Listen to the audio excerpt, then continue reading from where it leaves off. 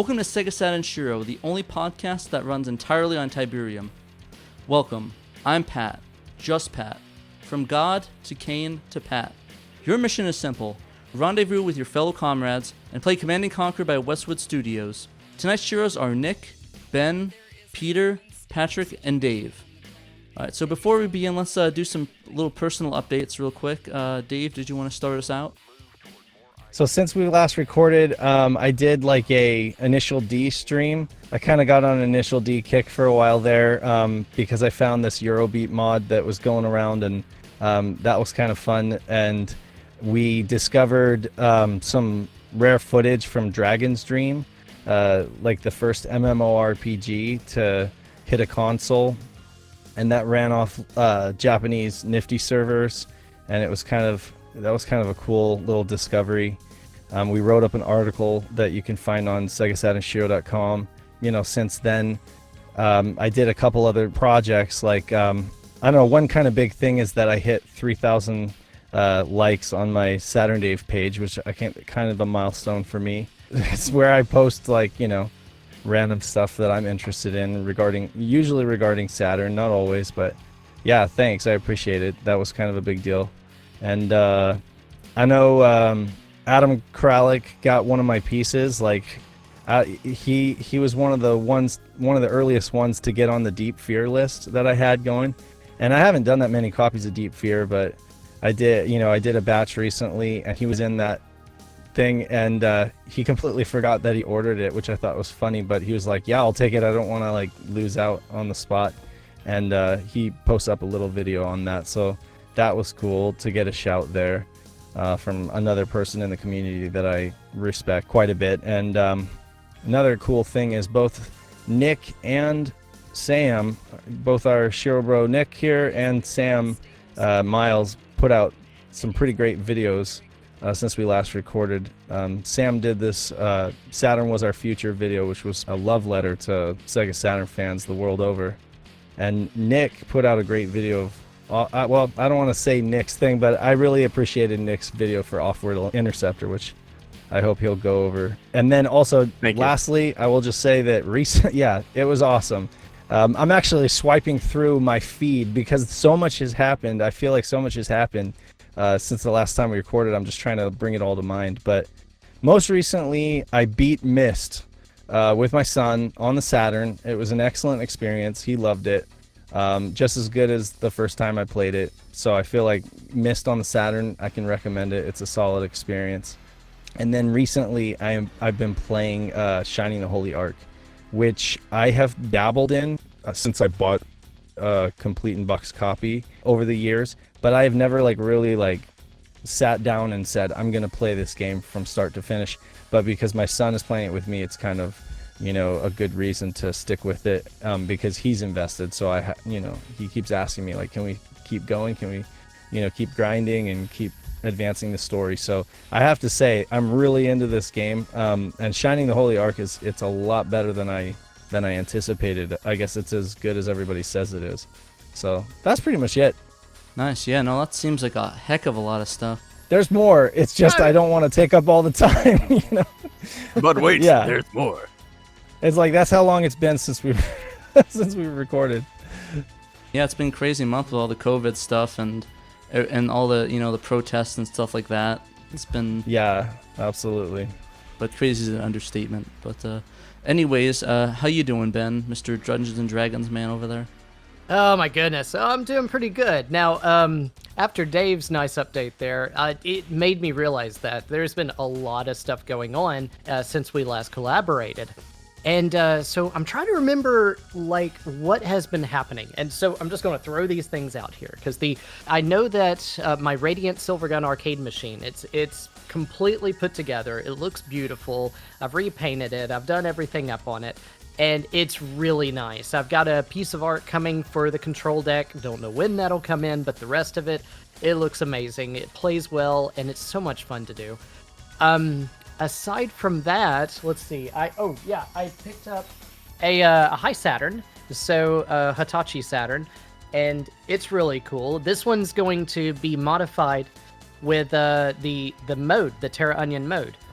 and I've put one of those on order, and so that's what this is going to be for. It's going to be rad. This beautiful piece here, this High Saturn, it's getting a Terra Onion mode put into it, and that's on order. Comes in either the end of June, beginning of July, so we'll see when that comes in. Looking forward to trying that out. Aside from that, I picked up a few games, and I'm looking over at my rack to go figure out which ones, but I'll announce which ones I picked up in a later cast or on a stream, and so I'll just go on ahead and move it on to you, Peter. Oh yeah, cool, thanks. So I've actually been up to quite a bit. And first of all, okay, so a couple things. Shining the Holy Ark is an awesome game, and a Hitachi Saturn, I am jealous. So, that's, phenomenal there. So I've kind of been on a kick on collecting hardware. I've sort of, I've got all the American games, so I'm trying to see if I can collect hardware. And my first goal is to, collect all the domestic hardware, nice and in box if I can. And I'm also looking at getting some of the more obscure Japanese pieces. So one thing that I've picked up recently is an ebook operator, and essentially it's almost like a mini firmware update that you load onto your Saturn, and of course it goes away as soon as you switch the power off. But it allows the Saturn to read ebook format compact discs. Now that just wasn't a thing in North America at all, so I'm going to have to see about finding some ebooks that I can import from elsewhere to see how that functions on the Saturn, just because I'm just keenly interested in all these weird and wonderful things that you can do with the Saturn hardware. Over and above that, I picked up, not necessarily on purpose, but I picked up a second Tysen cable or battle cable, because I ended up picking up a copy of a Japanese game called Steeldom, and it came in like a pack where you get the game as well as the Tysen cable, and it was new, so that was kind of nice. And so I've got two of these battle cables now and two copies of Steeldom. I obviously don't need both battle cables, but just sort of the way it worked out. I just want to mention real quick, I finished the original Clockwork Knight for the first time ever just a few days ago. Played bits and pieces of it off and on forever, it seems, but I've never sat down and actually sort of committed to finishing the game, so I was able to do that. It was a fun little distraction, and I actually got about halfway through the second game as well. And so it's fun, it's a fun little game. And I guess the last thing I want to mention real quick is I'm not much of a shooter guy, but I've sure jumped into a lot of different shmups in the last little while. So I've played me some Batsugan, Sokyo Gurentai, Sonic Wings Special, of course Radiant Silvergun, and boy, these games are just something else. I mean, I can understand why there's a very specific segment of the population that enjoys shooters. I mean, you have to really get into it. It's very sort of reflexes, memorization, figuring out attack patterns. It's just very different from what I'm used to playing, and so it's super cool. I've really enjoyed myself. Which one have you favored the most out of those shmups? Okay, so Sonic Wings Special seems to be a lot of fun for me to just pick up and play.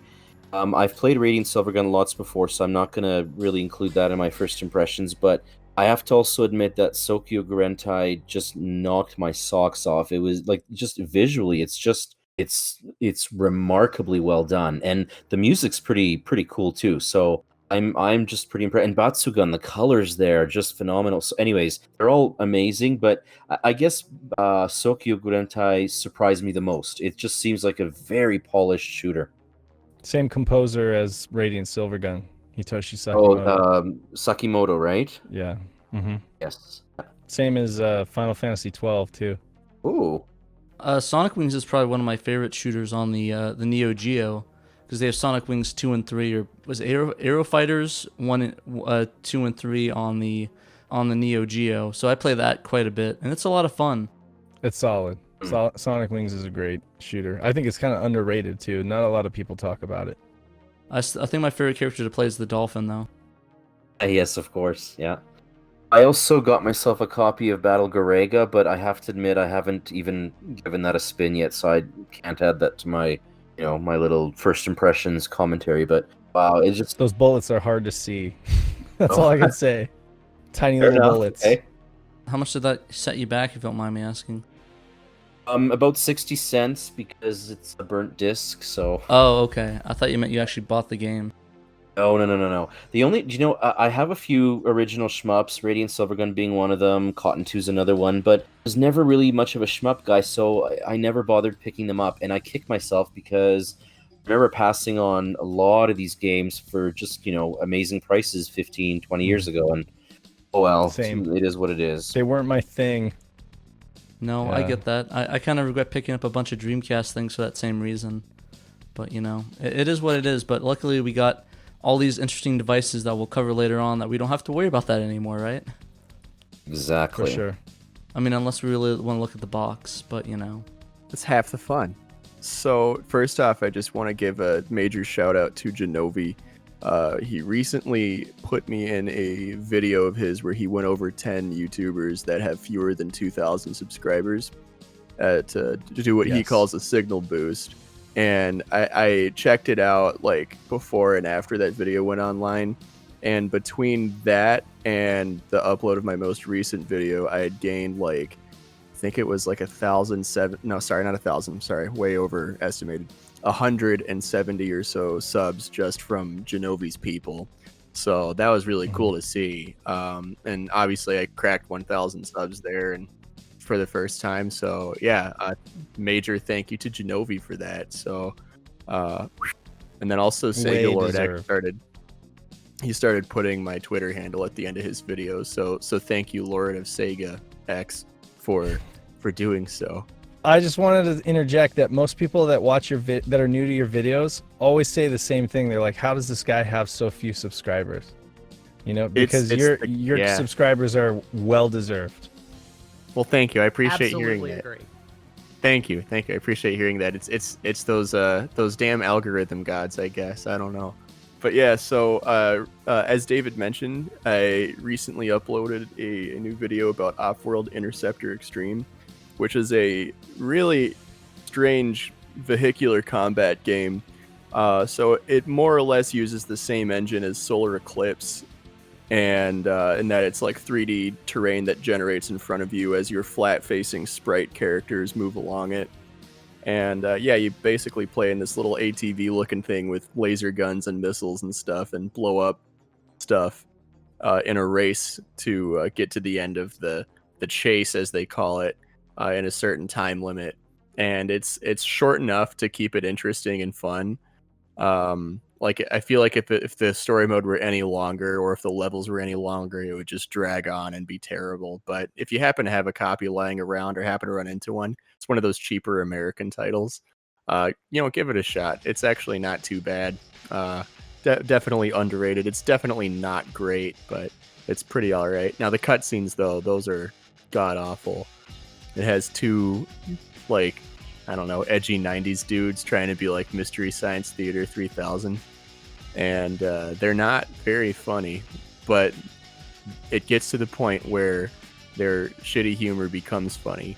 And yeah, very cringe, but in a very good way. So that was how that worked out. Now I'm working on playing/reviewing, good God, Romance of the Three Kingdoms 4 Wall of Fire. If anyone listening has happened to play a game in that series, you probably know the learning curve for that is incredibly steep. I don't know if the later games are any easier to get a grip on, but good God, this game is insane. I've spent at least 6 or 7 hours on it, and I still feel like I haven't gotten to the peak of the learning curve. I'm still climbing up it. I'm at a point where I'm pretty sure I got a grasp of the basics. I think I understand it, but there's still a few weird aspects of war and the economy and buying, resources and stuff that I don't quite get yet. And the really shitty thing about it is if you're playing on Pseudo Saturn, the amount of memory it takes up is nearly all of the internal system memory. I think it's 400 some blocks. You do not have room to put any other game saves on your internal memory if you have a save file on there. And there's also a certain point in the gameplay where if you have too many things going on, it just won't let you save until you progress out of whatever that is. It's a rare occurrence, but it can get to the point where you cannot save it because there's just too much for it to keep track of. It's ridiculous. I think it might be fun, but we'll see after I get up this learning curve. So I would recommend if you wanted to play Romance of the Three Kingdoms, maybe try one of the later games. Maybe it's a little easier to understand. Koei games are kind of like that, though. They're I ridiculous. I always get the Romance of the Three Kingdoms mixed up with Romance and Saga. Yeah, I've heard people say that, actually. I was going to say, winning Post, I've heard some people, despite the ridiculous cost of that game, say that one's kind of easy to get into. And then Heir of Zendor, or Gotha 2, is probably the only Koei game that I'll touch on the Saturn.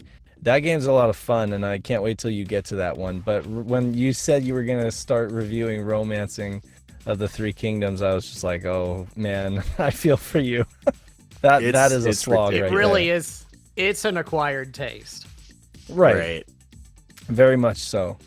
That's Very much definitely what so. I'm picking up. But- The people who love it seem to really like it, though. I mean, I guess it's rewarding once you finally get into it, but I don't know, I'm Before just we not get there too yet. far away, though, I wanted to tell you, I really did enjoy your video on Offworld Interceptor Extreme, and it really did kind of, I don't know, it made me want to give the game a second look, because this is one of those games where I'm going through complete long box collecting, for US Saturn games, and you mentioned the fact that it has a kick-ass cover, and it really does. It's one of those games where if you're going through eBay listings, it draws you in because it's just got like these really, It's I don't know, ridiculous. it's got this off-world kind of graphic thing going on the cover, and you're just like, this looks kick-ass, right? And then you look Right. at reviews, and you're just like, what the hell? What's up with this game? Like, so many people think it's trash. You look at some YouTube videos, and most long plays or whatever, it looks so, I guess you could say, samey or like repetitious. Yeah, Um, it's definitely going got off some. of your review, though. Yeah, your review actually made me think twice, though, because it was a little bit more positive than I was expecting. So I don't know if I should play the original 3DO version that takes itself more serious, or the Saturn version. But I'm thinking about maybe burning a copy and trying it out, and then maybe adding it to the collection if it ends up being decent enough. Yeah, the Saturn version is definitely better than the 3DO. It's like a improved, just more refined version of the game with different level design. Yeah, it's like there are some similarities in the level design and such, but like it's more or less an improved version of the 3DO game. And they did a lot of gameplay tweaks, like you don't have to collect fuel in the Saturn version, which in the 3DO game was just like a terrible feature. Things like that. Yeah, I mean, like I said, it's definitely not something you should go purposefully seeking out a copy of if you don't know anything about it. But if you happen upon it, if you have a way to play it, or it just comes in a bulk lot, like definitely give it a whirl. It's not terrible at all. It's cheap too. It's one of the cheaper Yeah, games It these is, days, yeah. at least. The multiplayer is terrible Cool. in it. It's I would imagine it would be. The game Oh, yeah. itself It's- moves at like 20 frames per second, maybe. right. What Anyway, else? other than Anything that, else? I'm not buying new capture equipment because my old, more than 10-year-old Dazzle capture card that uses Firewire finally hit the deck. So I'm probably going to be getting an OSSC and then whatever HDMI video card solution's better for it. Do you use an old PC or an adapter for that? I don't think there's a Firewire connector.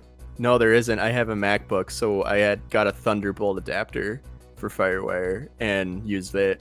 So it worked fine up until where it didn't work fine. And it's it's incompatible with OBS just because the software on it's just that old. Definitely about time. So Pandemonium will soon be broadcasting video game footage in shiny HD. Getting that upgrades.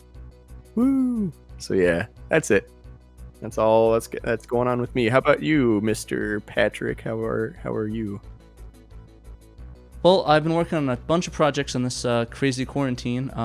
I started first with my arcade machine. I got it's called a Dream Pi. No, it's not a Dream Pi. It was a net boot Pi. Basically, what it does is that it allow me to net boot games to the Naomi, which is essentially an arcade Dreamcast system. So that way I can boot the games like a EverDrive and just load it via a network connection. So I got that all set up, and I ordered the board from Japan. It's going to take a little bit to get there, but everything's set up.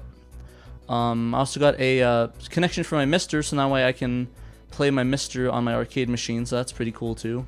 I actually had to do some soldering because he did the connections wrong on there, so I had to cut some traces and move a wire. So that's another thing in my resume for working on arcade stuff, I guess, and soldering stuff. So that's kind of fun. That was fun. A bit annoying, but fun. Also got modified my current fight stick, the Hori Vulix. So they're pretty big sticks. It's about like almost 1.5 feet long of a fight stick. So I modded that to use a Brook Universal Fighting Board, so I can basically plug it into really anything that I want and play arcade games.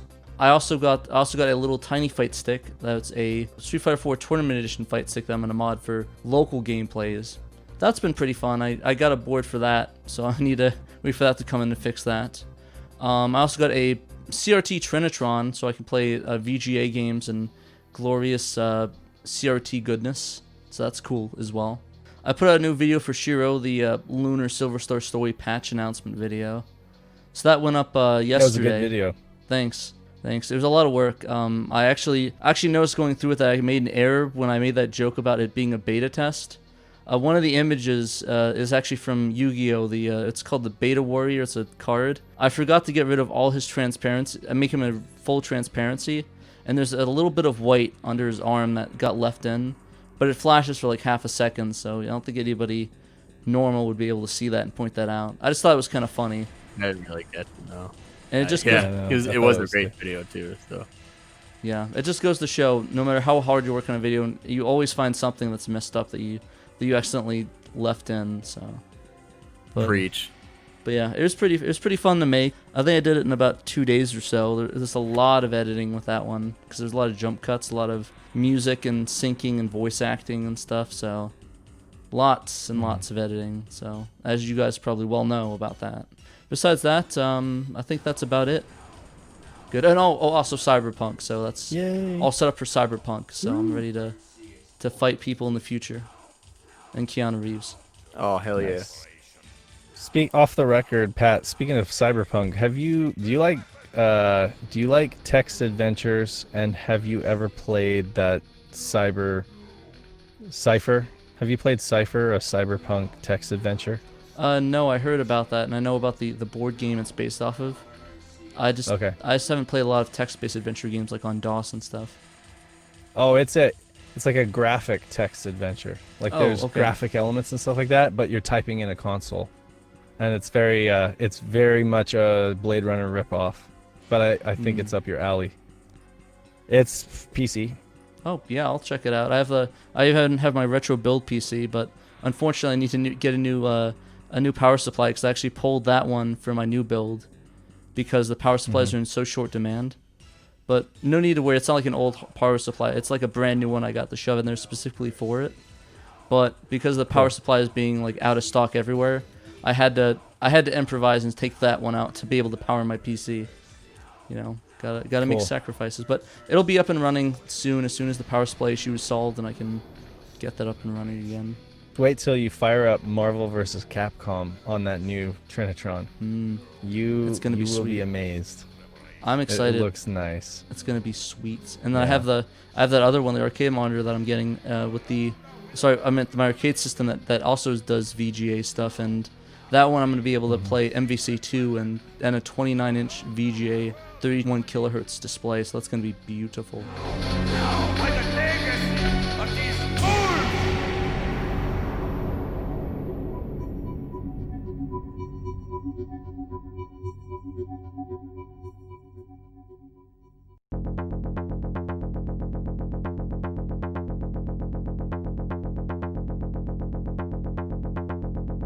All right, guys. So why don't we move on to the news now? Let's start off with the first thing is Sega continues to develop the backstory of Sega Shiro with 2 new videos since we last talked. One of them where it introduces him and why he wears the gi, and then having to fight this evil doer that came in a black gi to fight him. Well, with the next video, with him fighting him and finding out that there's a big twist, which it turns out that the evil villain is really Segata. And he had to sadly vanquish his father to the planet Saturn, where he shall forever live. Also, they could release a tiny little pocket-sized Game Gear. Yeah, that was the Oh, 4 God, games on those it. things. or the Oh, arcade Lord. app where you can connect to an arcade machine and play on an internet connection if you live in Japan. I know, right? You VPN probably, but They you know. you need a special want- eyeglass prescription to play this Game Gear. I just want Sega to know 1.25 inch screen. it's stupid. Yeah. I beat Sega to that in 2012 when I bought a flash cart for my Game Boy Micro, which can emulate Game Gear games. So, That's a nice Game and Gear. mine though. looks Or- cooler. That's a nice Famicom though. I always wanted to get that. Some kid at my Thank school you. had it. Back when it was less than $100, so definitely had the right time. I got it in box, and I don't know what happened. Like when I moved to college, I lost the box somewhere along the transition, which made me very sad because like that would probably be hella valuable now. But I still have the Game Boy Micro, the important part of that. I like it how you always have it at arm's reach. Yep, I do. I've got like this crazy case for it, and I found a USB Game Boy Micro charger if I want to take it somewhere. Me too. So, Wait, do you have the Nice, little? Do yeah. you have the hard shell case? Do you Yeah, have like I've the got, little hard shell case? I do. Yeah, it's the Dream Gear one, and it has like I have nice the little exact same enclosure one. for it to sit in. Oh hell Yeah. yeah, dude. Yeah, when I got it. Oh, you've got the Famicom one. Nice. I have Yeah, thank you. I have the like army men The, like, kind camo of one? pattern on mine. But yeah, that Dream Gear case had like all this oil inside when I first got it. I had to like Ew. wash it off because those rubber inserts had like all sorts of like oil on them. It was weird. Oof, It that was wasn't weird. water, Mine- Dave. But yeah, Mine didn't that have wasn't oil. I think the for game, Dream. yeah, not that kind of oil. I think the Game Boy Micro is actually bigger than these new Game Gears. Is it really?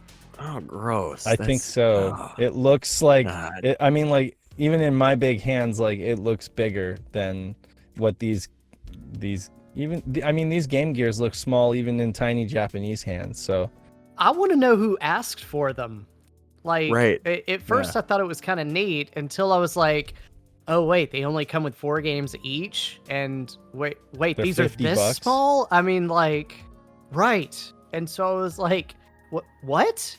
Who thought this was a good idea?" So, if they released them as Christmas tree ornaments in like a commemorative box for $20 a pop, and they came with the same 4 games on, I think they'd sell like hotcakes.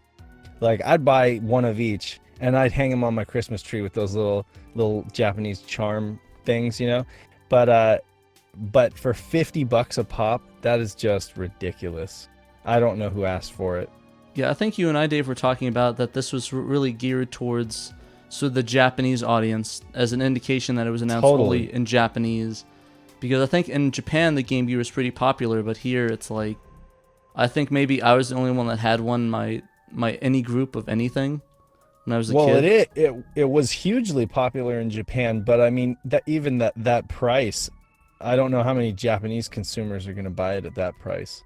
Considering, I mean, unless there's some potential to unlock it and just, you know, throw a ton of games on there. Yeah, I somehow. was really surprised it only I came don't with know. 4 games each. Yeah, I don't know how much internal memory it has.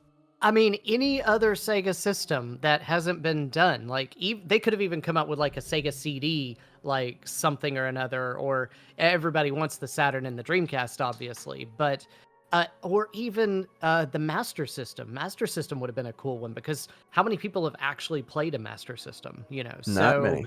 I don't know. It was just a weird call to make a mini Game Gear. It really was. At least they did the Genesis before this. Yeah, my initial reaction was incredibly positive. When I just knew that it was a Game Gear, I was like, hell yeah. I've been waiting to have a reason to get into the Game Gear's library because I have a lot of friends who swear by it. Like this, I think you were one of the people talking about how great the Game Gear library is. And I haven't gone that deep into the Game Gear library. So I'm looking for a reason to, you know, get into it and be able to have it be convenient, you know, but with only 4 games and $50, like I was just like, you're killing me here. Like that just kind of ruins it for me. But I mean, let's be honest. Like all of this speculation with the Shiro commercials and stuff like that, what everybody was really hoping for was a Saturn Mini, right? And Yep. I mean that they were speculating, and of course, most of us with half a brain know that that's not really. We're not there yet. You know, emulation wise, for the price, we're not there. Because if this thing's going to happen at all, it's going to be at like a $70 price point, $70 or $80 price point to be realistic, and that kind of emulation isn't possible. I mean, I know Polymega have Saturn emulation down, but I mean that's a what, $400 console. But I mean, to get that kind of emulation power, even if we're not talking FPGA, we're looking at another few years down the road, you know, which by that time the whole mini console thing might be just, you know, a memory. So it's kind of, yeah, don't know that that's ever gonna happen. Yeah, see what I would have done. Okay, so here's the Game Gear, okay, right? And I think the size is fine. Okay, everybody always talks about the batteries, okay, right? How it just swallows these things. Now, to me, the size of this thing is perfectly good. It's really comfortable. It's easy to hold. But now what I would have done is this screen size here, I would have actually enlarged it for, say, like an updated Game Gear and given it an LCD. Now, this one's actually got a modification in it to where I've got like the McWill screen in it. So it's super clear. And, you know, when you're playing it, like this was Sonic the Hedgehog, which blurs like crazy when you're going through the stages. Under the regular screen, but I'm trying to hold it to where you can kind of see that it does not blur. You know, you can also hold it at an angle, and you don't have the that light blurring effect at different angles too. So there's definitely some upgrades that a Game Gear, you know, like say a relaunched Game Gear can have that are obviously better than this. You know, better battery life, better screen, larger screen, stuff like that. Better caps that don't explode for no reason. Oh yeah, exactly. Speaking of which, if you do find one of these, you usually do have to replace the caps. It's not hard to do. It's a good project for somebody who's just now getting into soldering. It's very easy, so no problem there. But yeah, it's just. But to miniaturize this, I mean, that's just a weird thing to do. Except for, like Dave was saying, you know, an ornament. That would be the most brilliant ornament ever is, hey, look at that. You got a Game Gear on the tree. Oh, it even plays. You can take it off and play it. Yeah. Then it would make sense that it would be that small. I just think the big thing is that we're looking at from an American's perspective, while in the Japanese perspective, maybe their marketing said, oh, hey, if we did a mini console, the Game Gear Mini would sell like hotcakes. Mm-hmm. Because it's what's popular. Like all the people played it. Like you know what? I think one of the big things that I'm interested in with this whole mini portable console stuff is the Analog Pocket that's coming out soon. It's like a $200 little FPGA device that could play Game Boy Color, Game Boy Advanced, Game Gear. I think TurboGrafx stuff we're gonna do, and Neo Geo Pocket Color. So it's like a bunch of different portable systems, and it should be all playable. Oh, and I think the links too. Pat, you plan on using flash carts with that? Well, the console actually comes with an SD slot, so you could just load an SD card in it. And with all these analog cores, a lot of them have jailbreaks. But the guy that did all the modifications on it and helped Analog does a jailbroken firmware where you can load the games via an SD card. So, and that's probably what's going to happen with all the other ones because they are pretty bad with releasing those adapters. So usually they just have, load them for SD cards. So I think the Analog NT, that NES console, it all loads a bunch of stuff from SD card. And I think the SNES and the Mega Drive do that too now.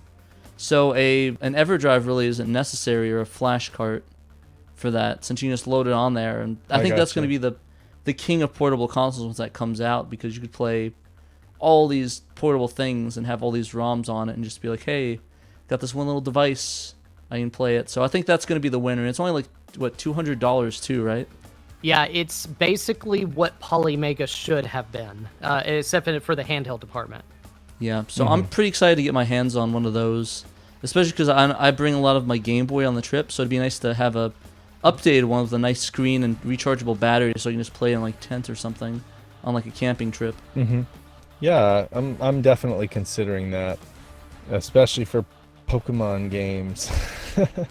It has a separate dock that you can purchase that you can put it on the big screen too. So you can dock it in this thing, and so it's a way to play Game Boy and Game Gear and anything else up on your TV.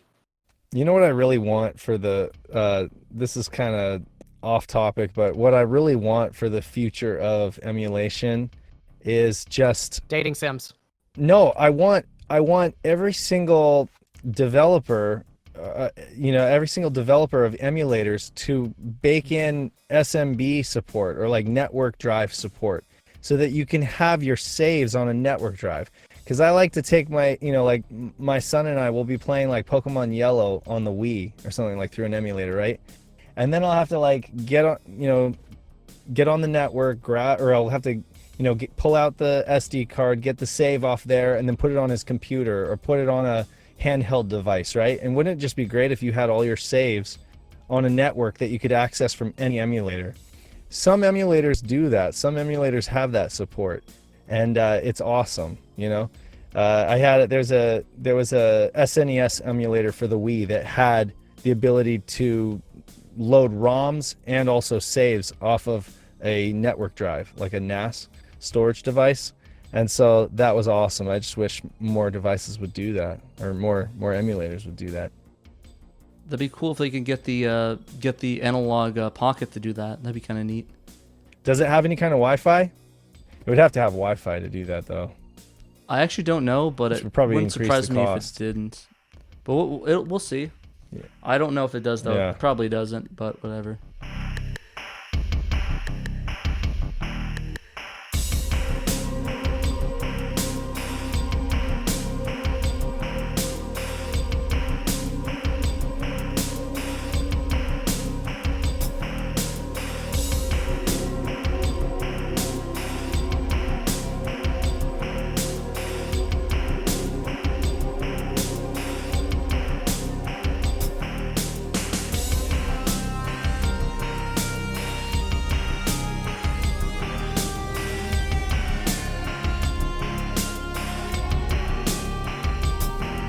Why don't we talk about the mode announcement and just talk about sort of ODEs in general? I mean, I know the mode ODE, for you that don't know, Terra Onion, the guys that did the Neo SD and the, was it SSDS3 and all those other ODE stuff, announced a Saturn and Dreamcast ODE. So basically, it can work with any version of the Saturn and any version of the Dreamcast. It's all plug and play. Just connect the pin connectors, the power supply, put inside of the Dreamcast or Saturn, and replace the disk drive, and you can load games off of an SD card, or actually this one supports an SD card and a SATA connection, so you can put in a SSD or a hard disk drive into it and just have a giant storage unit, which I think I'm going to be doing. But I think it's kind of interesting. What do you guys think of the mode ODE coming out?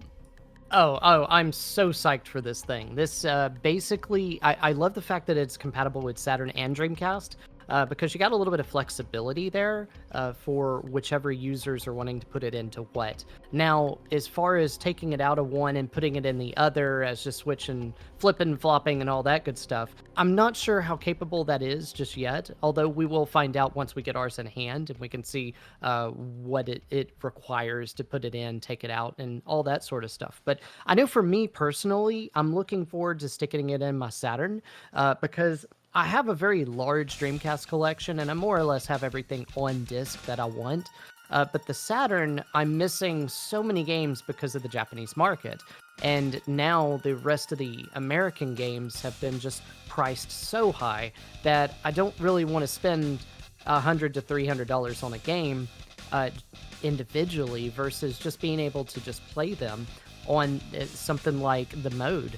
And so my plan is to put it in the Saturn, keep it in the Saturn, and then have all these games that I can just go ahead and play and have at my fingertips, which I think is fantastic. Yeah, I definitely agree. I actually have the Rhea right now, so I think I'm going to put it in my Dreamcast just to sort of differentiate that. But I think it's going to be a really neat device for both the consoles. What about you, Dave? What do you think? Are you going to look into getting one? Yeah, I think that... so I had a pre-order and I canceled it due to financial reasons, and also just because I don't need an ODE yet. I'm not there. I have several consoles. They all have. I just don't. I have all the games I want, at my fingertips, and I also make games, as you know, and I often have to test functionality of burns and stuff, like make sure that they work. So I don't have the immediate need for an ODE. And we talked about the mode at length last podcast, but what I will reiterate is that it seems like the most solid option and the most it's the biggest no-brainer on the market when in terms of somebody coming to it fresh and not knowing anything about ODEs and wanting to know which way to go.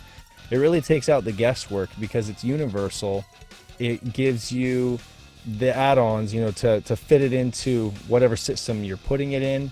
It's universal in terms of, how many pins. You don't have to worry about opening up your Saturn or your Dreamcast and what kind of console, what kind of board revision do I have. It pretty much has you covered. You're backed by a company, Terra Onion, who has a reputation. They're going to put out firmware updates. They're going to stay on top of that and make sure that they're honing the performance and making sure that, hopefully they can enhance it and continue to make it a stable experience. I have a friend, Kevin Middleton, on the Saturn Junkyard, he's a very technical guy, and he was one of the early adopters of the Fenrir, and he's already talking about taking that out of his Saturn and putting in a mode as soon as he gets it, because the Fenrir is starting to act up on it. Of course, it's possible that I'm not trying to badmouth the guys from Fenrir. I'm sure that they're going to try to work on that, maybe put out some firmware patches or whatever, but all I'm saying is it's a cheaper option, but you kind of get what you pay for. With the Fenrir, I think you're going to do some more tinkering, whereas with the mode, it's just going to be a little bit more plug and play, it seems to me. And that's without having tried one. In the marketing and just how they're pushing the product, obviously it's a little bit more pricey, but it's going to be one of those things where you have peace of mind. You can just buy it, set it, and forget it, Yeah, I think that's the biggest sort of thing with the ODE wars, because there's going to be about 3 or 4 of them at this point. You have the Rhea and Phoebe, you have the mode, and you have the Fenrir. So you have 3 different one of them, and they all have different options and different pluses and minuses. I know for the Rhea and Phoebe have been working for years, and it's sort of well tested and true, but really hard to get a hold of and a bit finicky with the images. I know the Fenrir, like you were saying, it's very it's cheap, but it's your beta. It's not a release; it's a beta testing of this device. So a lot of people don't realize this is a testing phase of it. It's not like an actual physical device that's purchased ready for boxing and stuff. It's he has these pre-orders, he just ships it out, and it works for the most part for most games. It's still hard to get, like the Rhea and Phoebe, but I guess from what I've understand, it's a little bit easier to get. And then you have the mode that's going to be come out, and it's readily available. People pre-ordering. I think pre-orders are even still open, and nobody's running into these issues with it, with that pre-order. And it has all this compatibility. Like you were saying, you pay for what you get, and I think, in my opinion, if I were to select one or recommend the audience, I'd have to say you'd probably want to just hold out for the mode for now. We'll see when tested ourselves when it comes out if you want to hold out. But, the Fenrir, you don't know. They could stop testing it, or maybe they just get it as good as they can, and it's like, oh, well, you got to buy new hardware now because it's up to the maximum, or there's some issue with it. And the Rhea and Phoebe, just so hard to get. When it comes to factory real estate for your pick-and-place operation, you have a limited amount of projects you can run at the same time. So it makes sense that they would have one universal project, and they're just going to blast out as many of them as they possibly can. So it makes sense that pre-orders are still open because they're planning on saturating the retro market with this thing, which is good because if it has a high install base, it's going to have a high support. It's going to have a lot of support because it's like a legit, commercial product. Not saying that those other products aren't legit or that they're not commercial, but it's kind of a different scales when we're talking about, the size of the operation. It kind of comes off like those other two are sort of fan, put together, soldered by hand and send out, while the other one's a manufacturing project. Yeah. Like it's a retro device. That's where we come full circle. Like a lot of people like Kay, that, a lot of early adopters were able to get in on the bleeding edge of this stuff, 5 years ago or whatever. And the same goes for like the OSSC. I remember the OSSC was just a pre-order thing. It didn't even exist yet. And, you know, Fudo was talking about it on the Hazard City forums. And, you know, now it's something that people can just say, I'm going to go buy an OSSC. And it's not like you have to get on a long wait list or anything like that. You can actually get them now. It's just one of those things where we've reached a point where now we have a product that's going to be more available, and it's going to probably offer, you know, better features. Well, obviously, right out the gate, the ability to add a SATA drive is awesome, you know, because you can literally fit no more swapping out SD cards, you know, just pop the whole library on there, right? Yeah, get like a 500 gigabyte SSD or 1 terabyte and just set it and forget it. Yeah, and no using, you know, no, I don't know if this is a thing that people do, but no using like images that have been, you know, scraped of information. You're using like full-on GDI images, you know, like the raw GDI images, right?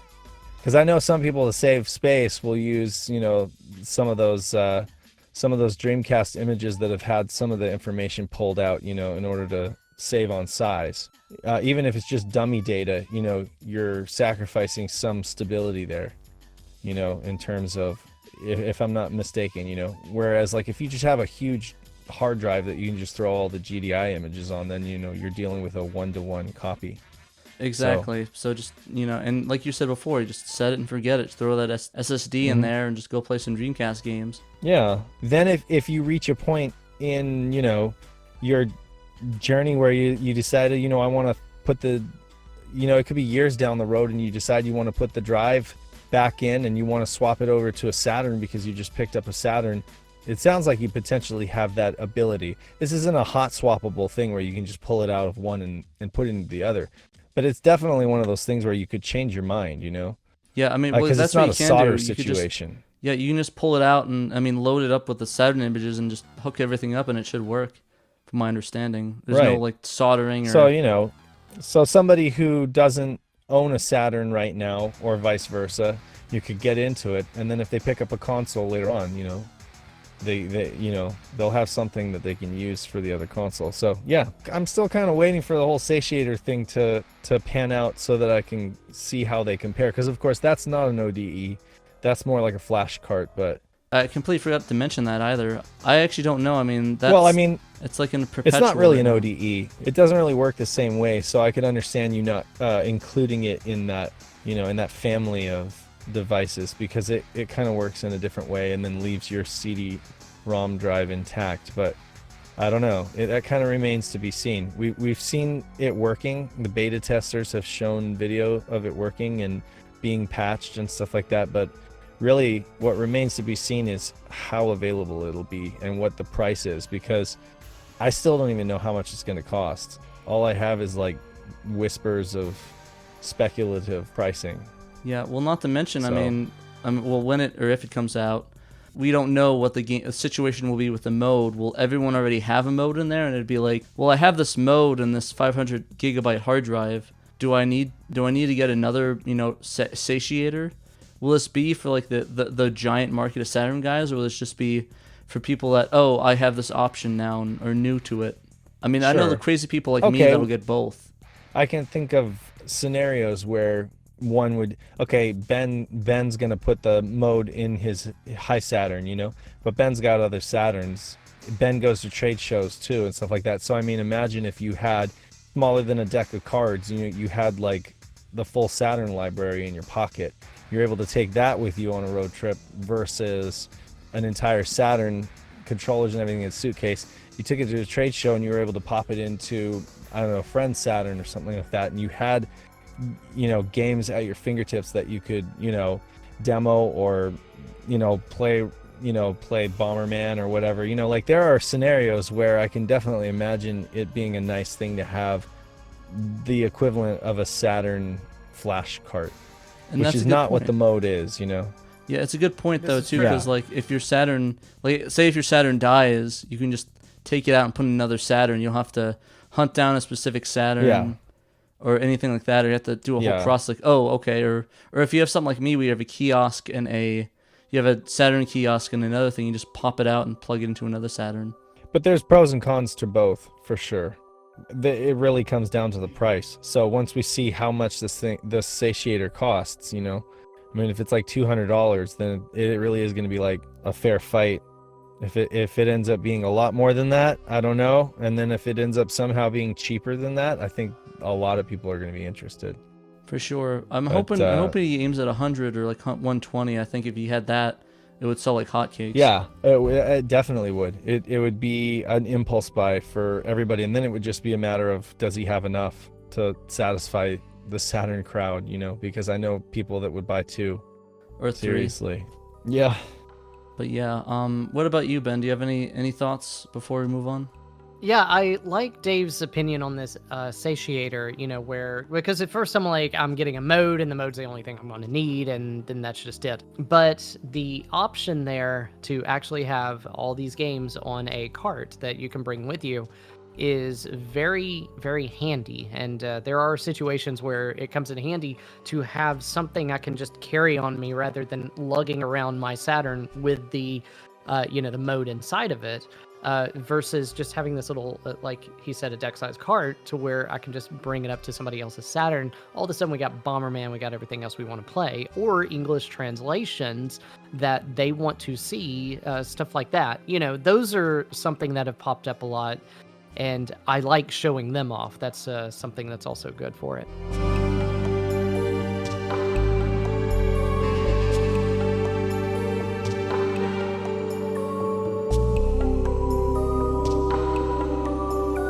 For those that don't know, a team on the Sega Extreme forum recently put out the beta for the long-awaited Lunar Silver Star story patch for the Saturn, the non-NPEG version of the game. So basically, they released this patch. The cool thing, it doesn't even use Delta Patcher, it uses its own patching process. So all you really need is a copy of Silver Star Complete for the PSX. You need a Japanese copy of, Ben has it in his hands for you that can't see it.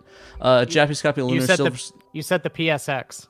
Yeah, PSX, PS1, whatever they call it. So the original PlayStation, and you need a Japanese copy of Lunar Silver Star Story for the Sega Saturn, the non-NPEG version.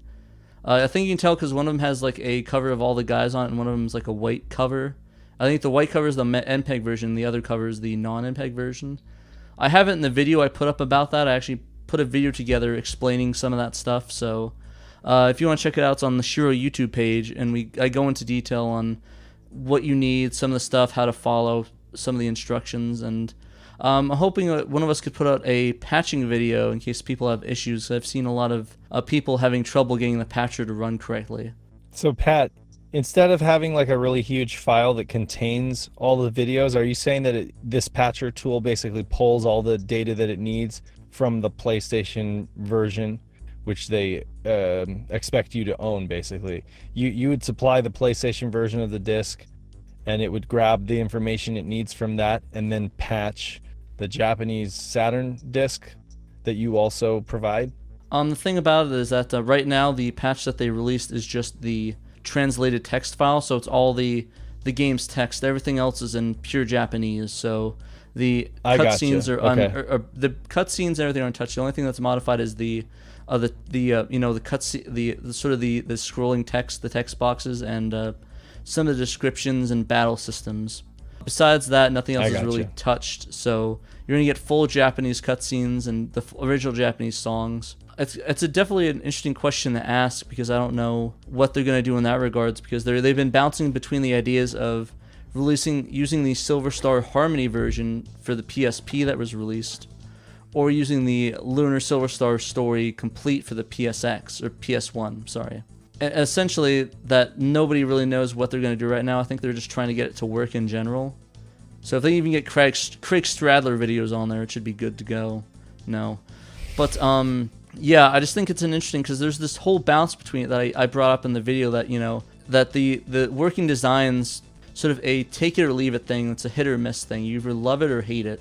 So I know a lot of people have memories for it, but a lot of the people that are more into the original cuts really don't like the changes they made, which actually brought up an interesting question in the video about the unworking designs patches of the PlayStation 1 version of Silver Star Story Complete, and if that one would work with it, which I haven't been able to test yet, but it would be interesting if we can actually patch that in instead of the working designs version.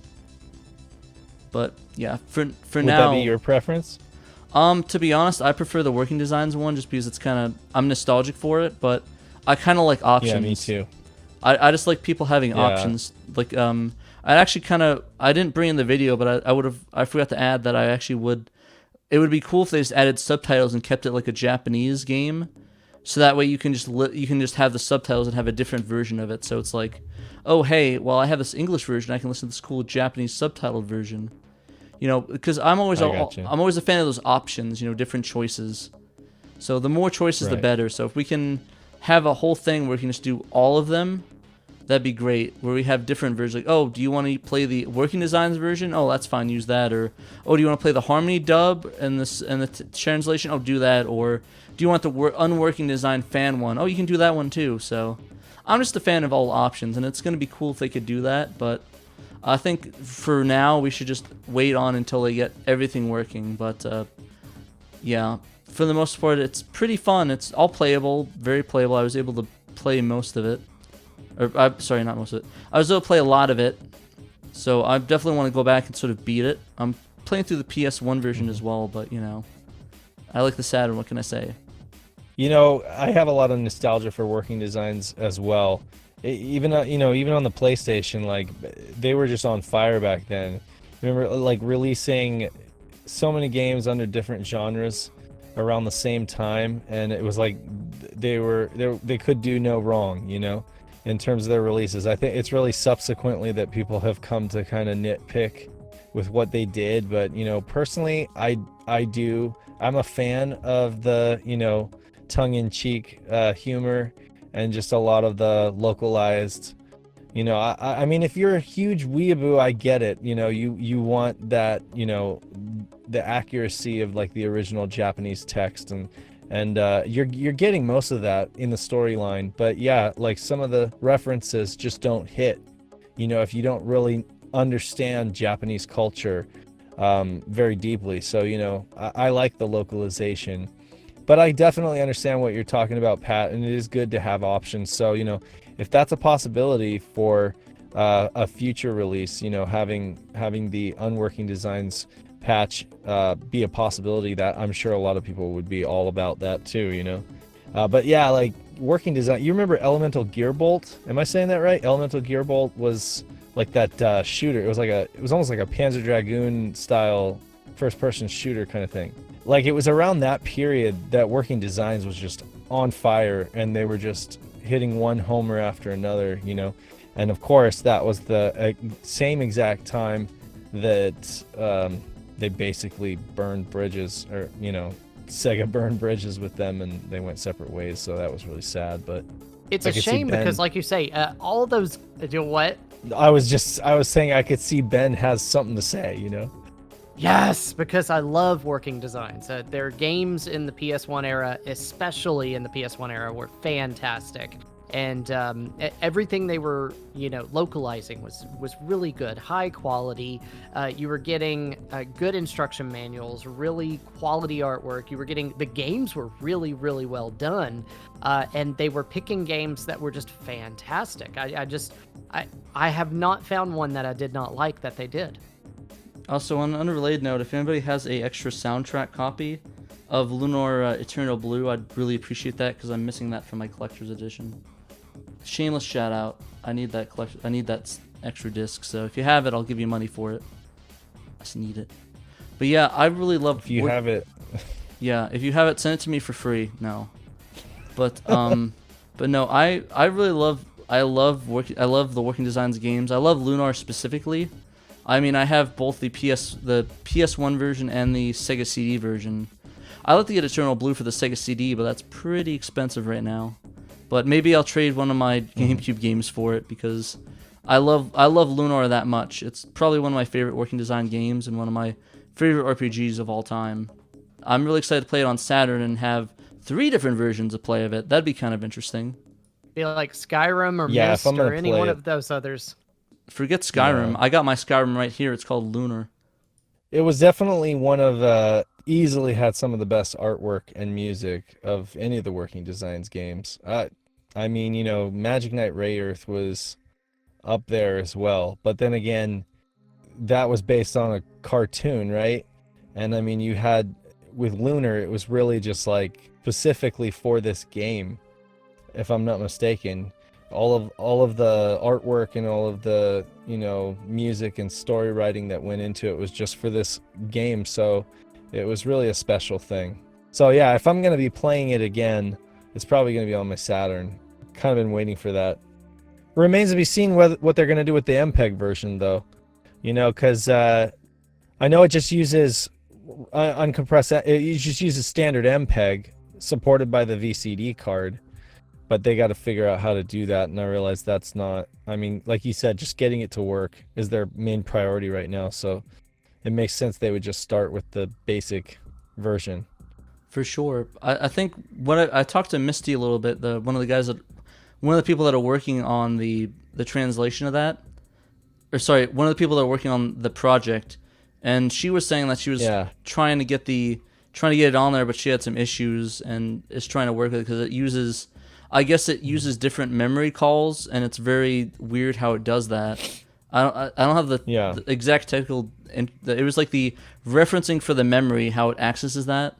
Apparently, it has a lot of issues on the MPEG version. It's very confusing, so they're still trying to crack that egg. So I'm hoping that'll happen because I think the MPEG version is really beautiful, and once they get that going, it'll be great. But I'm just happy that I can play the game in English in any capacity right now. So, but like I said in the video, though, if you're playing it, participate in the beta. Go download the patch. If you have the PS1 game and the Sega Saturn game, patch your game and just give them feedback. Play through it a couple times. Find all the tracks. Find stuff's going off screen, and just give some feedback, and this way we can get the patch all ironed out, and once they're ready to roll in the video portion, we should be good to go. Yeah, another reason why fan translators and patchers, they want people to play their games. They want people to play these patches. So I can understand why the MPEG version would be lower priority, because immediately people are going to want to download it and play it, and only the ones who own VCD cards are going to be able to do that anyway, because it requires the VCD card to work. So that right there, your audience is limited. Not to mention how much the VCD cards will go up in price when that drops. I mean, because they'll be like, oh, well, I want to play it, but I need the VCD card. They're like, oh, it's hundreds of dollars. That's cool. If you guys are like serious Saturn collectors or Saturn fans or Lunar fans, and even, maybe thinking about interest in playing an MPEG version in the future, I would go buy yourselves a VCD card now, because they are just continuing to go up in price. I was going to say, you might have to think about if you're really going to justify that for one game, but I forgot Working Designs fans were kind of crazy with that stuff, so they probably pay handsomely just for that MPEG card just to play that one game. That's how good Lunar is to some people, and at least to me. I would definitely do it, though. Yeah, there's not really a whole lot else that supports that card. I mean, there's a few things, like the original Gun Griffin, Japanese version of Gun Griffin supports it, and a few other things, but Lunar is really a heavy hitter in terms of reason to buy. I'm actually surprised that Lunar didn't even get like a HD remaster like Grandia did or anything. I kind of hope they do something with it, because I really want to play it again on a modern console.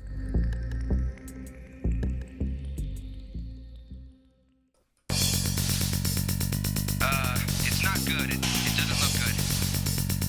I'm losing control. I can't control it. Alright, so for our main topic, comrades, we are talking Command & Conquer and other real-time strategy games on the Saturn. I guess for you guys that don't know, really Command & Conquer was a really big RTS, and really still is. They actually did a remaster of it, this year, that LRG put out for the PC, and I think they're doing a Switch port too, which is kind of weird, but hey, if you guys want to play some RTSs on your Switch and don't mind playing like that, I mean, it's up to you guys. But anyways, it was originally ported to the Saturn in 1996 as a timed exclusive by Virgin Interactive under the Westwood Studios brand. Westwood and Virgin had sort of merged prior. It was also released on PlayStation in 1997 and then the N64 in 1999. Ooh, I don't think I'd play those on any of those consoles. That sounds awful. It was initially released on DOS in 1995, and the Saturn version was the most faithful port out of all of them. And weirdly enough, for a while, the Saturn was bundled with Command & Conquer in Europe. I don't know what that was about. Did any of you guys know anything about that? It's kind of a weird choice. So I know that in Europe, in North America, really there was just one standard Saturn model. I mean, yes, there was the revised Model 2 later on, but the packaging was just standard packaging. But in Europe, they did a whole bunch of special boxes. So I know Tomb Raider was bundled with the Saturn for a while, a couple other games, and so was Command & Conquer. So it was just essentially a Saturn with the entire outer box was in Command & Conquer branding, and of course the game was included. So it was just like a limited edition Saturn box. Nice. Yeah. So yeah, it's definitely an interesting choice for sure. I actually didn't really know. That's really weird. So I think the reason that it was done in Europe is because PC gaming in Europe was quite big at the time, and Command & Conquer was just one of the most highly rated and well-loved games in Europe at the time. And so, it made sense for Sega to sort of ride that wave and, release a special, boxed Saturn Command & Conquer version of it. So it was really good brand name recognition. And fun fact, Ben Boyd, he makes a hobby out of making like a bunch of those renditions, a bunch of those like special box renditions. I've seen he's done like a Panzer Dragoon Saga version, and he's even done a theme park. So yeah, but that's what I'm saying. Yeah, like Command & Conquer, Tomb Raider, those are kind of interesting choices for pack-ins. But yeah, over in the UK, they did things a little differently. UK is all about those RTS games. I guess. I probably not. I think a lot of people played Quake, but anyways, it actually features 2 discs, one for each side of the conflict. GDI, Global Defense Initiative, and the Brotherhood of Nod, who are the evildoers in the game that are commanded by Cain, who I think is actually supposed to be the Cain from the Cain and Abel, the sort of the god, the Bible Cain that somehow stayed alive forever. Because I think it's like based off of the god thing where he like had Cain live forever or something and wander the earth. It's really weird. Mm-hmm. I don't know. There's an interesting choice for sure for doing that. The game actually itself does not support save except for a password, and weirdly enough doesn't support the Saturn mouse. Now I didn't get to try it, but I think Peter, you tried that out and it did not work at all. No, it doesn't work with the mouse, and that's a huge shame because you can immediately tell that the game would just be way easier with a mouse, but unfortunately it's not supported. Yeah, I actually didn't have a ton of issues with the controller as much as I thought I'd have, but I still was a little bit better on the PC version for sure when I played that. Anyways, yeah, I also thought it was kind of weird. I actually did research on it, and apparently none of the versions had a actual save functionality. Both the PlayStation and the Nintendo one, I believe, don't have like a save function. Apparently, it was all password based, which is kind of weird considering the PC supported like 5 bajillion saves on it. I do think though that with games like this that have a lot of information, like think about everything that on your map that would have to be saved. I think that it would end up some developers would opt to throw in save support, but they wouldn't really know how to optimize it. And you'd end up with these games that would basically eat up your entire internal storage, And that was usually because they just either didn't want to take the time to try to optimize the size of the save file, or use any kind of like compression, or because they just didn't know how. So in this case, with so much information needing to be saved, I think that they would just opt for a password system, and that way you could kind of, once you've unlocked several areas of the game, you can kind of zip around to one part or another. Yeah, it just kind of makes sense. I guess the one thing I'm curious about is why they didn't just have it between missions, so it's like, oh, hey, just jump to this mission. Sort of like how the password works, where it's like, oh, this is the password to jump to X mission. Why don't they do it to, have it so it just saves, okay, I'm saved at this mission, load save, okay, it's this mission, that mission, and just jump to it. But doesn't it also save? Doesn't it also save like resources? I could be ignorant here. I think each mission. If you're saving in the middle of a mission, I think so. But like, I mean, at the beginning of the mission, you just get resources for each one. So it's like you don't. So it keep just the starts you resources. from scratch. Pretty much, it's sort of like pretty much every other RTS. So it's like, okay, here's your resources. Go have fun. Wow. Okay. Well, in that case, I stand corrected. I don't really know why they wouldn't put in safe support for that. Probably couldn't figure it out. Yeah, that's weird. This was okay. So this was published by Westwood Studios, and it was the port handled by Westwood Studios as well. So on Sega Retro, it says developer Westwood Studios, and then it was published by a variety of publishers depending on the region. So I think Westwood pretty much did it. It doesn't look like Handled anyone the else port, too. really had a hand in it on the developing end. Okay. Yeah. So I don't know. They didn't really do any other Saturn games, so maybe they didn't know how. I don't know. Because that's the only game that Westwood published on the Saturn was in Conquer. So yeah, I mean, maybe that was just like their one-hit wonder. Good hit to Looking at have. the credits, they do show a separate group of people credited for the Sega Saturn version. Some overlap with the original Command and Conquer, but it's people within Westwood. So like that kind of Yeah. better answers your question. I mean, the game Like an plays pretty NX much team or perfectly, besides the fact that, it doesn't have a save functionality, which is kind of weird. Actually, maybe the FMVs are kind of more, I guess, very compressed, but I guess that makes sense. For what they are, I think that I seem to remember them being pretty good. Like I seem to remember watching them, and they're a little choppy, but for what you're used to on Saturn, they seem pretty good. And then obviously it has to go with like a 240p ish resolution to fit a standard def TV, but for what it is, it looks really sharp, and load times are really short. It plays really quick. It's that lack of mouse support that seems like woefully missing. When you consider the fact that Myst was like a Japanese launch game and that had mouse support, Agreed. I think another big crux was that it didn't have any multiplayer either on it. It was a single player only experience, which is it's surprising if you play like Command and Conquer. That's a big the whole series. It's really big on multiplayer, and strategy games are all about that multiplayer action. And unfortunately, it didn't have it. I think I mentioned at E3 that the Netlink compatibility was planned for it, but I mean, as we all know, it didn't pan out. So they probably dropped it pretty fast, or thought, okay, we can't get the password system. Got to get this released. We can't do the network either, so we'll just have to do this password system, and that's about it. Yeah, the closest you'd get to multiplayer is give one disc to your friend and trade back and forth. That was one cool thing, is it's like you basically got two full campaigns with the 2 discs, so. Netlink then you support gotta- was initially planned, was it not? It was, it's rumored to have been initially planned, and then they just didn't or couldn't. It's rumored on internet posts from, the mid to late 90s, it's rumored that Sega was blamed by the developer for that, but I don't think there's any actual, solid documentation or evidence to that. Yeah, that seems to be a big recurrent theme with Sega's clashing with their developers constantly.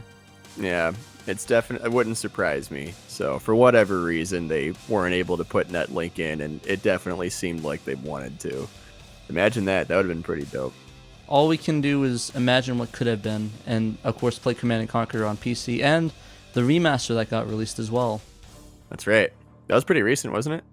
Yeah, they put it out I think maybe a month ago, and EA showed it off on their EA Play. That was I think the last week. Nice. It was really cool. I was going to say, for what it's worth, not Blizzard, but Warcraft 2, which I think was developed by Climax for the Saturn, is also an RTS, which was only 1 player. So I don't know, they just couldn't get that 2-player thing going on the Saturn. Which was Those are the 2 that's games a real that I shame find. too. Yeah, it's a real shame, because these games are supposed to be multiplayer. And as an RTS, these were the top notch back in the day.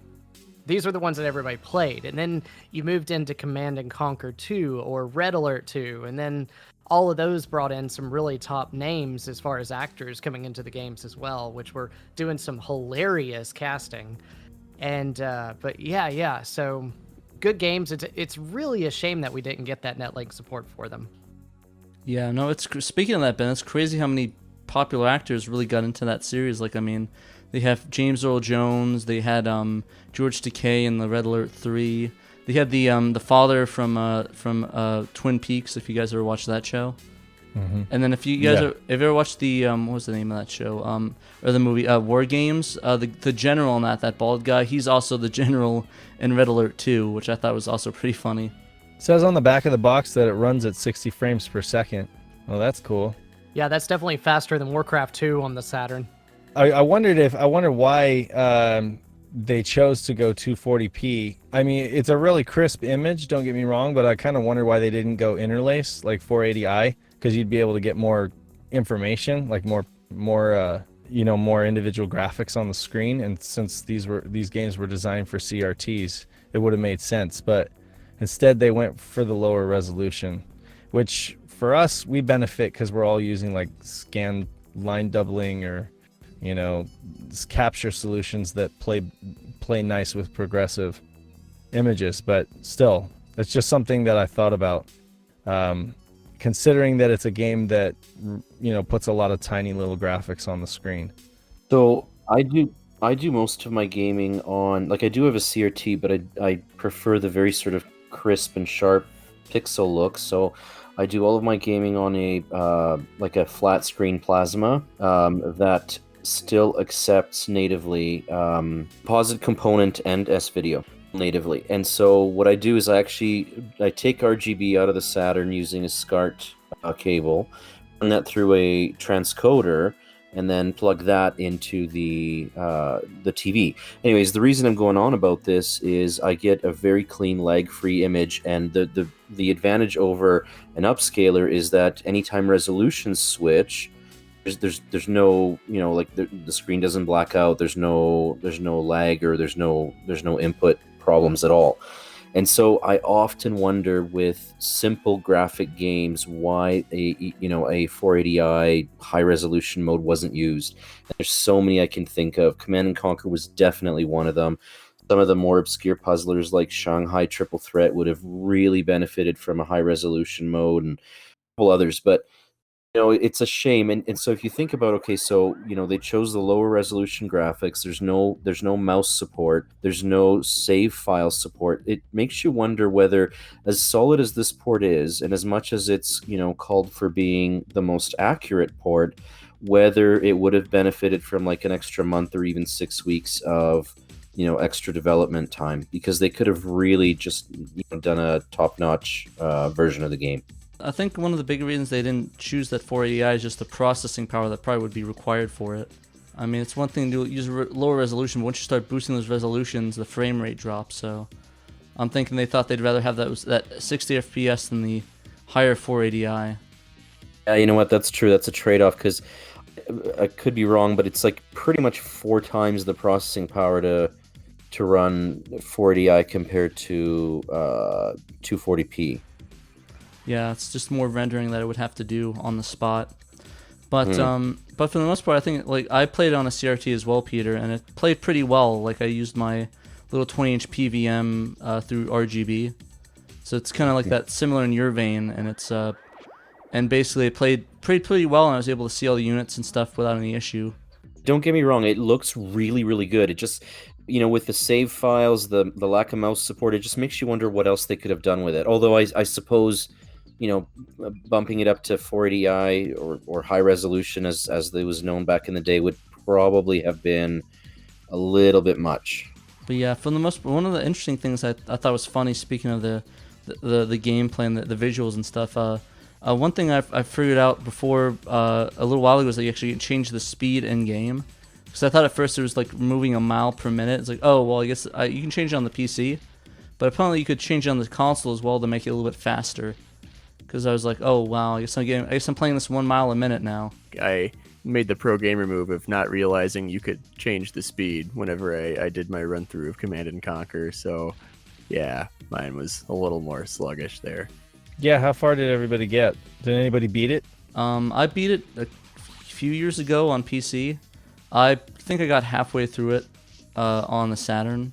or at least most of the way through it on the Brotherhood of Nod. I played the Brotherhood of Nod because I think Kane's like the coolest, so I gotta represent my main guys, the Nod guys. Nod to the nod. I played GDI, but I think I got about halfway too. Thing is, I cheated like a lot. I was basically just spamming the nukes. Dave. Boom, boom, boom, boom, boom. Well, so little time. Oh, I so get many.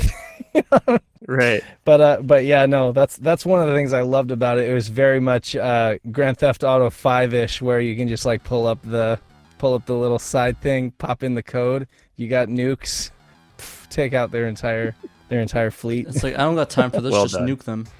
I got about halfway through the good guy Golden Eagle dudes, and the best part is, of course everybody does this, but the missions where you're able to build up your resources, just like spend like an hour seeing how many troops you can amass, and then sending the swarm in to just like frickin' curb stop the bad guys on the other end. I think there was this one where I had like 300 or 400 or so, just ready to go. I had them all in a grid. And you could only select like a certain amount. I wasn't able to select all of them at once, but I don't know if that was like a hardware limitation for the Saturn or if that's how it was on PC. I'm not 100% sure. I thought it was like a pretty decent translation, all things considered. Like, it played well and it looked really, really good. It's just, I don't know why they didn't have mouse controls. That's just such a major bummer. Like, why didn't they do that? That's just, even Myst had mouse controls, and that came out before the Saturn mouse came out in the United States, roughly a year before the mouse came out in the US, and Myst still used it. Command & Conquer should have used it. That was stupid, but oh well. I think we all think it's stupid because it makes no sense why they didn't put it in,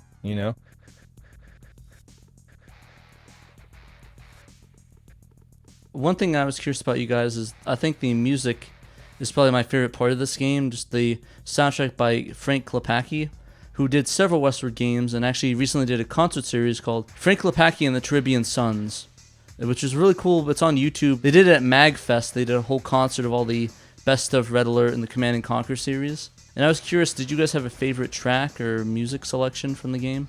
Now I feel silly because the music didn't really...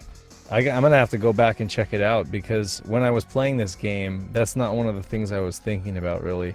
So nothing really strikes me as like standing out. But if you have really good taste in music, Pat, so if you say it's good, I'm going to have to go back and check it out. It's really good. It's very sample-heavy electronica music. It's sort of rock-based, so I think my favorite one has to be, it's called Mechanical Man. And the funny thing about it is that they actually used a sample from Charles Manson, the guy that killed Sharon Tate back in, was it 69 or so. They used a sample from one of his songs, which I thought was kind of a weird choice for a video game. I don't think that's probably the best one, but he did replace it in the concert series, which I thought was kind of funny. I'm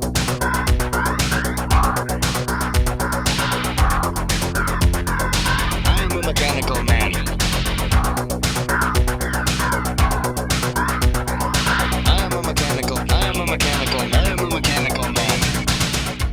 Yeah, I played the whole thing with the volume kind of down, so I'm gonna have to give it a go again with it cranked up and see if it makes a different impression. Yeah, you can also listen to it. They have the full soundtrack on YouTube and the concert series. They have some really, really banger tracks, in my opinion. Is it Redbook Audio? Can you pop the disc in your CD player? I haven't tried. I don't think so, though, but we could check. But yeah, I'm not sure, in all honesty. Be cool if it was. I just popped it into a CD player, and it does not have Redbook Audio tracks on it, but it does have an interesting dude talking to you and telling you a bunch of interesting information, so that's kind of neat. What were they saying? Well, I was trying not to play it too loud so that it didn't come in over my mic, but it was just like, the world, it needs your help. Will you will you answer the call? And I don't know, it was going on and on, so propaganda or inspirational quotes? We have no idea. Both.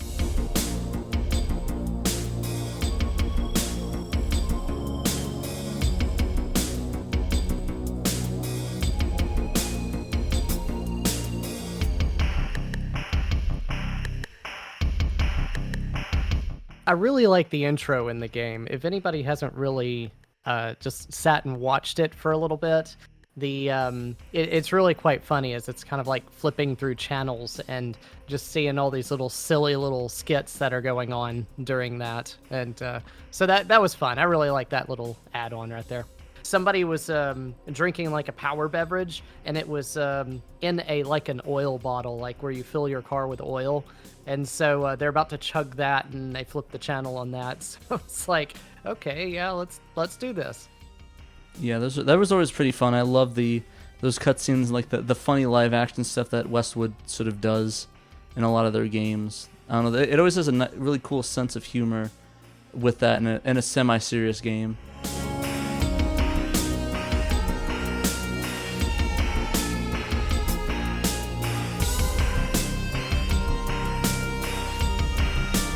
The obscure game of the cast, Saturna Obscura, and that is E or Z, depending on how you would pronounce that. And that's it. It's just called Z.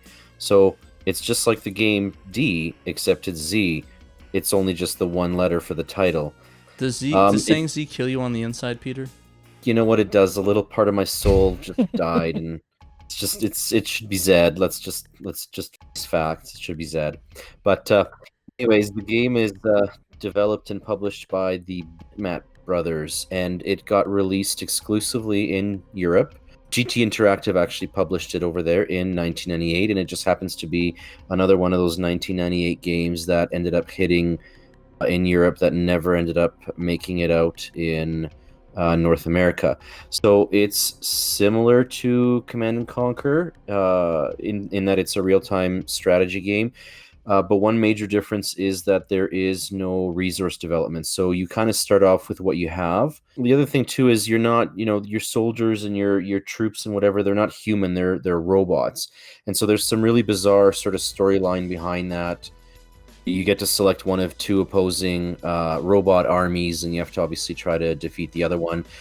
And yes, this game does support the Saturn mouse, and it just I felt that made a really huge difference in your gameplay experience overall. The game never ended up doing as well as Command & Conquer. Command & Conquer was obviously a top game. It was very well reviewed, very well received. Z wasn't as much, but it's definitely not a bad game. I don't even want to say that it's like a poor man's Command & Conquer, because that's not the case. It's got its own virtues.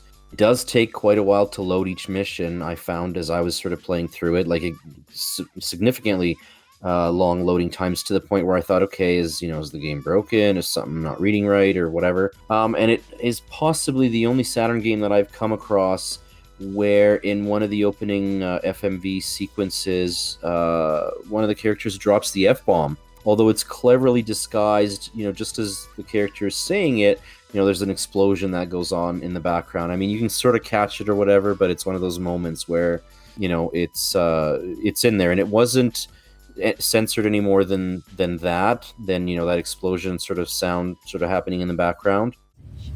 Now listen up, you lard asses. Where's my damn delivery? It was due here an hour ago. Oh shit. Second message. If I find out you've been lazy-assing around space again, then I'll kick your red butt, you dumb fuck. Whoa, he sounds pissed. It's unique, it's different, it's available in Europe only, but it's not a bad game. It's good for what it is. Yeah, speaking of those load times, I do agree. I used the Rhea, and even using that, the load times were like, okay, did my Saturn freeze on me or something? So I had to double check and tap it a couple times, and it wasn't indeed not frozen. Just took about a century and a half to load up. And you could do the alphabet from A to Z just waiting, right? So A to Z, you mean? Oh, indeed. Thank you, Patrick.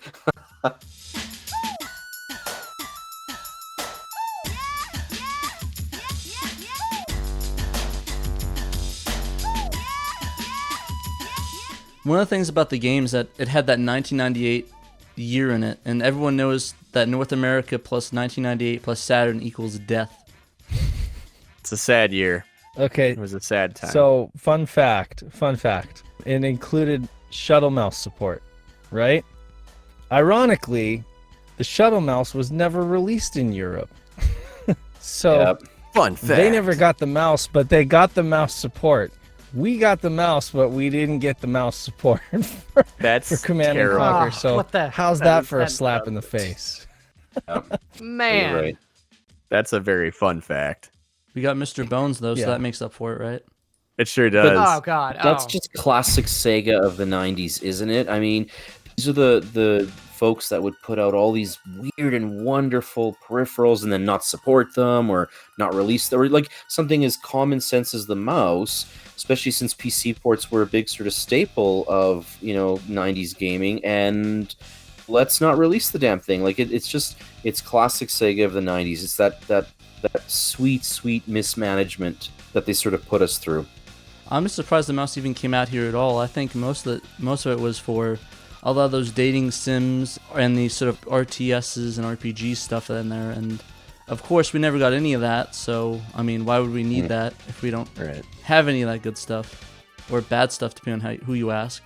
Yeah. Well, do you know what? I'm positive that had the Netlink not come out in North America, and it did not come out in Europe, it came out over here, then we would have not had a mouse, which is a shame. I mean, but in the end, we did get one, so just too bad about our European listeners. Yeah, I actually like the Japanese mouse a lot better, the white and pink design. I like that one a lot better. I can't believe they didn't release a floppy disk drive out here if they had it. They had it. Floppy disks are cheap. Everybody had them lying in a drawer in the 90s, and memory cards were expensive. If you own a PlayStation, had to go at some of these games, like, have huge save files. Wouldn't it be great to just slap your save onto a floppy and give it to a friend, and there they have the game unlocked, bring your saves over to a friend's house. It just makes so much sense when you're thinking about it in hindsight, because they had these like convoluted devices called DEX drives back in the day that were hugely popular with the Nintendo 64 and the PlayStation. You remember DEX drives? Yep. Oh, is that the piracy machine? Yeah. No, it's just like a little thing you plug into your computer, and you take the Sony PlayStation memory card, plug it into it, and it would allow you to dump the saves onto your computer, onto your PC, and share them, right? Well, I mean, if Fujitsu had a floppy disk drive for the Saturn that worked with the serial port, why not release that in the States, because it just, I mean, obviously as the Saturn support was looking, not so good, I can see why they wouldn't have released it, but they had that early on. So it just doesn't make sense why they wouldn't have put that out early and had it be a huge system seller. Like, not only does this console come with internal memory, which the PlayStation doesn't, but we also have this cool floppy disk add-on for, I don't know, $50 or whatever, and you can just have unlimited saves on floppy disk. That just doesn't make any sense. It probably would have been ungodly expensive. I mean, wasn't it pretty expensive in Japan when that first dropped? You know that it was roughly $100. It wasn't cheap, but the thing is, once you invested in the unit, discs back then were just a dime a dozen, so it would have essentially given you unlimited saves for your Saturn. I guess, but I mean, at the end of the day, it probably was cheaper for kids to pick up a memory card manager, some memory card, and shove it in the top of it versus a $100 floppy drive. That's ultimately what happened, is the cartridges ended up becoming more popular in all regions, really, than the floppy drive ever was. So that's what went down. Yeah. We can't all be a mechanical man. The truth is, the more you make, the cheaper they can cost, and so selling them in Japan, obviously there's limited space in Japan and limited market. Selling them across America or South America, Canada, I mean, you have a larger market, potentially could drive down the cost, just through, numbers. So I realize that might be a weak argument, but it just seems like it would have made sense as a peripheral in that early launch window, that would have sold had they just not botched the launch completely, Yeah.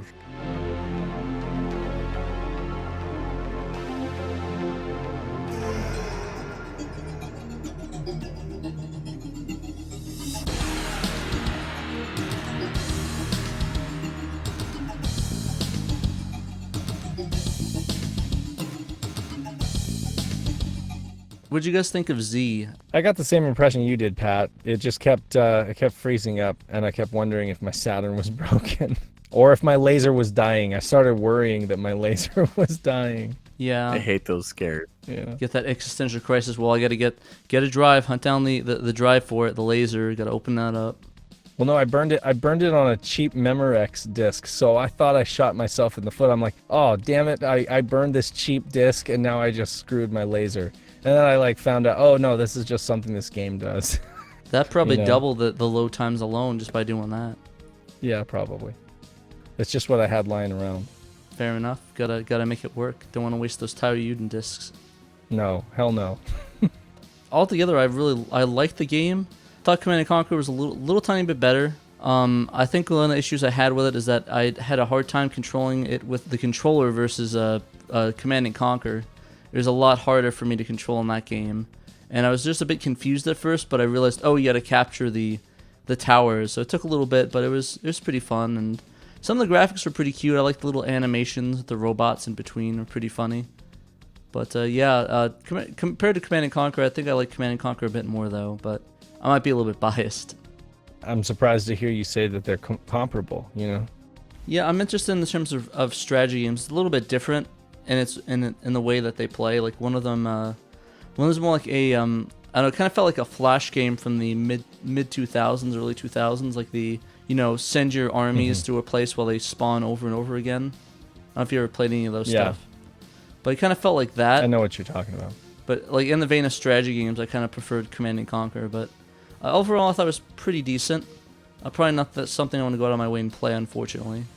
But I guess if I had to recommend it, maybe. If you're bored on a Saturday and have nothing else to do. I actually haven't played it yet. It's on my list of things that I really want to get going and give it a try. But I'm trying to get through a couple of these other Saturn games before I get to it. So it's just one of those things that it's going to be played, but I just haven't gotten there. I too have not gotten around to it. I blame Romance of the Three Kingdoms. I do agree with your comment on it kind of looking like one of those old Flash games, though. I definitely, having looked at it, it gives off those vibes for sure. It's for some reason a very accurate description of that. Of Yeah. Zed. Yeah, it just goes to show how far we've come in terms of games in the future. I mean, now I think Zed would make a kind of nice mobile game at least. It would, yeah.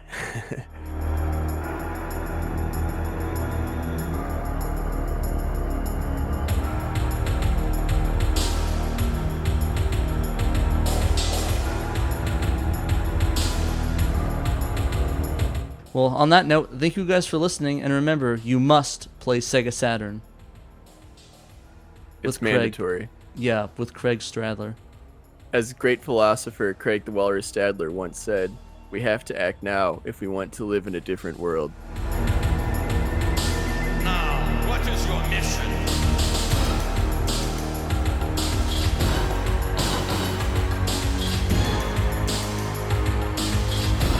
We will stop them now!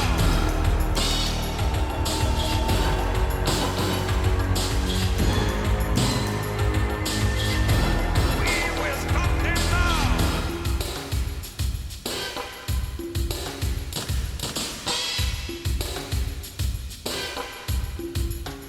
Are we ready?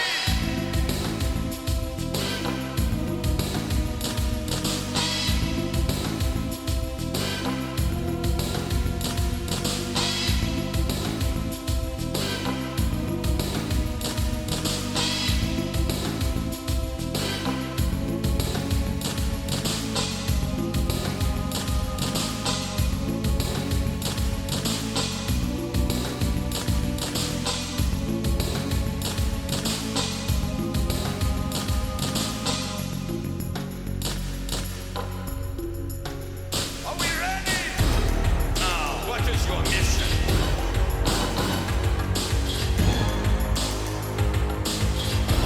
We will stop them now!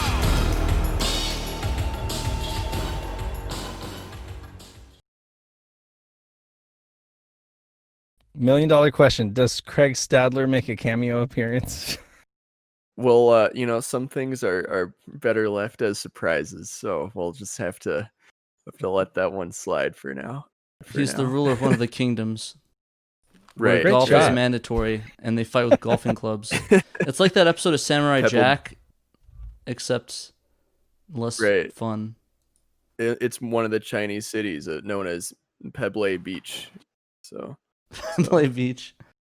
Most Saturn games, though, would have been better if Craig would have just come on and narrated them. You know? they really would have been like even Offworld Interceptor would have been better if Craig Stadler had been doing the commentary. on right. the If he did the on the commentary, that would have videos. been so much better. Right. Yeah, instant Oh, buy. that'd have been great. Since Trekkies is lately all into the whole, repacking Cinepack videos and everything like that, he ought to do like game patches for some of these videos where he like does like a mashup and then like patches the new video back in. That would be awesome. Yeah. Put like a Craig Stadler. Yeah. The pan up of Craig getting ready to smash out a sick drive. Think you can get it inside mine?